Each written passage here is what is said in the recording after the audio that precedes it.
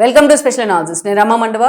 ఈరోజు అనాలిసిస్లో భాగంగా మనం తీసుకోబోతున్న టాపిక్ ఏంటంటే, ఈరోజు అనాలిసిస్కి నేను ఒక టైటిల్ పెట్టున్నాను. అది చూసినట్లయితే పుచ్చిలపల్లి సుందరయ్య ఎక్కడ, వల్లభనేని వంశీ ఎక్కడ. మీ ట్వీట్లు చూసి జనం నవ్వుతున్నారు వంశీ గారు అని చెప్పేసి నేను టైటిల్ పెట్టున్నాను. ఆ అంశం గురించి మనం ఇక్కడ డిస్కస్ చేయబోతా ఉన్నాం. ఇక్కడ మనం చూసినట్లయితే వంశీ, వల్లభనేని వంశీ ఎప్పుడు కూడా వివాదాలంటే ఆయనకి ఇష్టమో, ఆయన చుట్టూనే వివాదాలు ఉంటాయో కానీ ఎప్పుడు కూడా ఏదో ఒక వివాదంలో ఇరుక్కుంటారు. ఆయన కేర్ ఆఫ్ కాంట్రవర్సీ అని పిలిపించుకోవడానికి ఇష్టపడతారు ఆయన. సరే, అలాంటి వంశీకి సంబంధించి లేటెస్ట్గా ఆయన సోషల్ మీడియా వేదికగా చేసిన ఒక పోస్టు సోషల్ మీడియాలో కూడా ఈరోజు ట్రెండ్ అవుతా ఉంది. ట్విట్టర్ వేదికగా ఉంచిన ఒక పోస్ట్. ఆయన ఏం జరిగిందంటే లేటెస్ట్గా ఆయన మర్లపాలెం వెళ్ళారు. మర్లపాలెం మండలంలో తన అనుచరుల్ని ఎవరినో పరామర్శించడానికి అక్కడికి వెళ్ళడం జరిగింది. ఆ పరామర్శించే క్రమంలో అక్కడ స్థానికంగా ఉన్న టీడీపీ నేతలు ఖమ్మంపాటి శ్రీధర్, ఖమ్మంపాటి రామ్మోహన్ అనే టీడీపీ నేతలు ఆయన వాళ్ళతో మాట్లాడడం జరిగింది. వాళ్ళు కూడా వచ్చి ఆయన పరామర్శించే ప్రయత్నం చేశారు. మొత్తానికి వంశీ జైలు నుంచి బయటకు వచ్చిన తర్వాత మొదటిసారి వెళ్ళినట్టున్నారు అక్కడ. సో ఆ పరామర్శ తర్వాత అటు ఖమ్మంపాటి బ్రదర్స్ వాళ్ళిద్దరు శ్రీధర్ అండ్ రామ్మోహన్ వాళ్ళ ఇంటి మీద వాళ్ళ మీద టీడీపీ శ్రేణులు దాడి చేశారు అనేది వంశీ ఆరోపణ. సో వాళ్ళు వంశీతో అంత క్లోజ్ అసోసియేషన్గా ఉన్నందుకు ఆ టీడీపీ శ్రేణులు కోపం వచ్చి వాళ్ళ మీద దాడి చేశారని చెప్పి వంశీ ఆరోపిస్తూ ఉన్నారు. సో అంతవరకు ఓకే, దాడి చేశారు ఆరోపణ ఉంటే నిజంగా ఫిర్యాదు ఇచ్చుంటే పోలీసులు అందులో నిజాలు ఏంటి అనేది కూడా తేల్చుండేవాళ్ళు. అయితే వంశీ ఈలోపు ఏం చేశారంటే ఒక ట్వీట్ పెట్టారు ఆయన.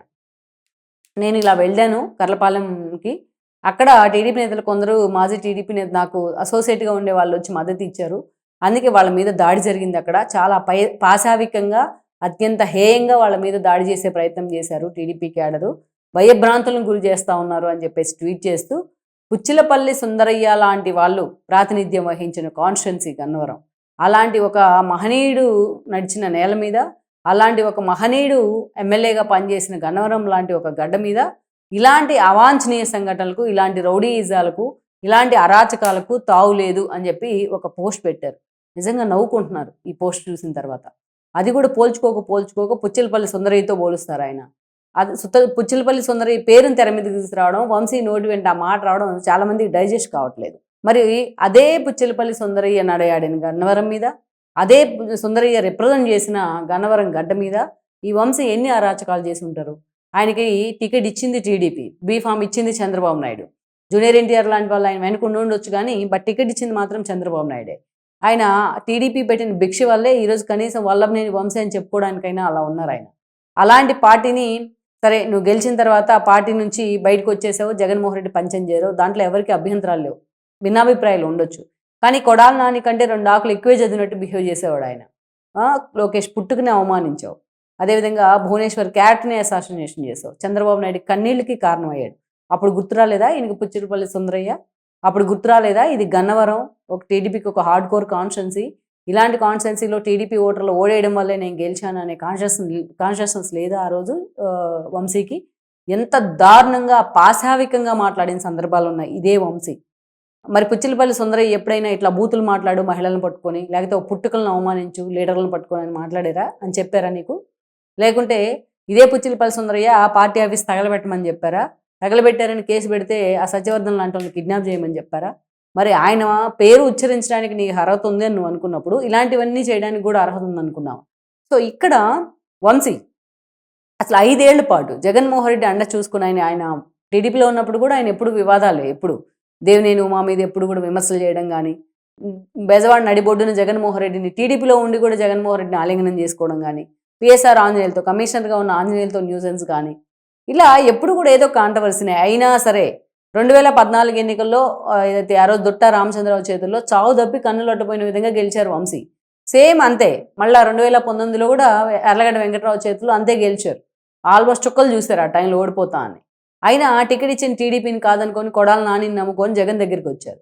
కానీ విమర్శలు ఎవరైనా చేయొచ్చు, పార్టీ మారితే విమర్శలు చేయొచ్చు, తప్పులుంటే ఎత్తి చూపొచ్చు ఎవరైనా. ఎందుకంటే వైసీపీలో 500-600 మంది సీనియర్ నేతలు చాలామంది ఉన్నారు, వాళ్ళు ఎవరు కూడా ఇలాంటి బూతులు మాట్లాడాల. ఆ పిడికడ మంది ఆ నలుగురు మాట్లాడిన కారణంగానే ఈరోజు పార్టీకి ఆపరిస్తుంది. వాళ్ళల్లో వంశీ ఫస్ట్ ప్లేస్లో ఉంటారు. కొడాలి నాని బూతులకే పరిమితం అయ్యారు కొన్ని విషయాల్లో. ఈయన ఇంకా దారుణంగా క్యాట్ అసాసినేషన్లో కూడా ఆన్ రికార్డ్ మాట్లాడిన సందర్భాలు కూడా ఉన్నాయి ఇతను. ఇక అలాంటి వంశీ ఈరోజు పుచ్చిలపల్లి సుందరయ్య గురించి మాట్లాడుతూ ఉన్నారు. సుందరయ్య ఒక ఆదర్శమైన వ్యక్తి. ఆయన అసెంబ్లీ రిప్రజెంటేటివ్గానే కాదు, ఎమ్మెల్యేగానే కాదు, ఎన్నో ఇన్నోవేటివ్ సోషల్ స్టిగ్మాని బ్రేక్ చేసే విధంగా ఎన్నో సంచలన నిర్ణయాలు తీసుకున్నారు తన వ్యక్తిగత జీవితంలో. తన పేరు పక్కన క్యాస్ట్ ఉండొద్దు అని చెప్పి ఆ క్యాస్ట్ని కూడా పక్కన పెట్టిన వ్యక్తి. కానీ నువ్వు పుట్టిన సామాజిక వర్గమే నిన్ను చూసి తలంచుకునేలా ఉన్నాయి నీ మాటలు ఆ గతంలో చూస్తే.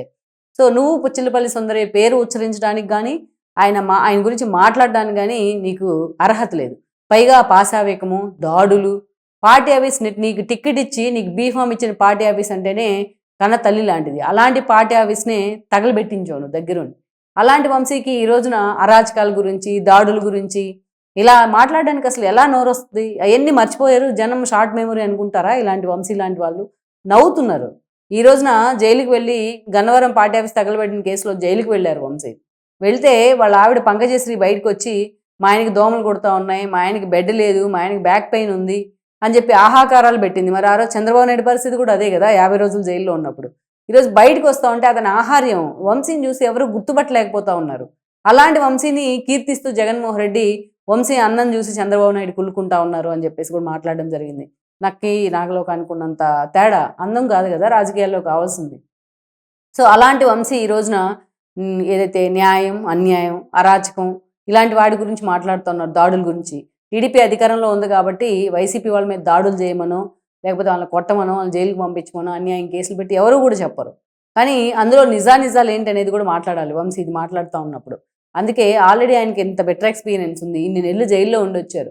ఇప్పటికీ గన్నవరంలో తన ఫేస్ చూపించుకోలేకపోతా ఉన్నారు. అలాంటి వంశీ ఒక మాట మాట్లాడే ముందు కానీ, ఒక డైలాగ్ వేసే ముందు కానీ, సోషల్ మీడియాలో ఒక రకంగా స్పందించేటప్పుడు కానీ వెనక ముందు ఆలోచించుకొని తన ఫ్లాష్ బ్యాక్ ఏంటి, తన హిస్టరీ ఏంటి, అలాంటి హిస్టరీ కారణంగానే కదా తను జైలుకి వెళ్ళింది అనే అంశాలను గుర్తించుకుంటే ఆయనకు, ఆయన రాజకీయ జీవితానికి చాలా మంచిది. ఇంకోసారి ఇలాంటి ట్వీట్లు వేసేటప్పుడు ఏ జగన్ను కంపేర్ చేసుకోగాని పుచ్చిలపల్లి సుందరయ్య లాంటి వాళ్ళని దయచేసి మాత్రం ఏ కాకాని వెంకటరత్నం, ఏ పుచ్చిలపల్లి సుందరయ్య ఇలాంటి వాళ్ళ పేర్లు మాత్రం తీసుకురాకుండా ఉంటే అది వంశీకే మంచిది. Please share, like and subscribe R24 Telugu YouTube channel.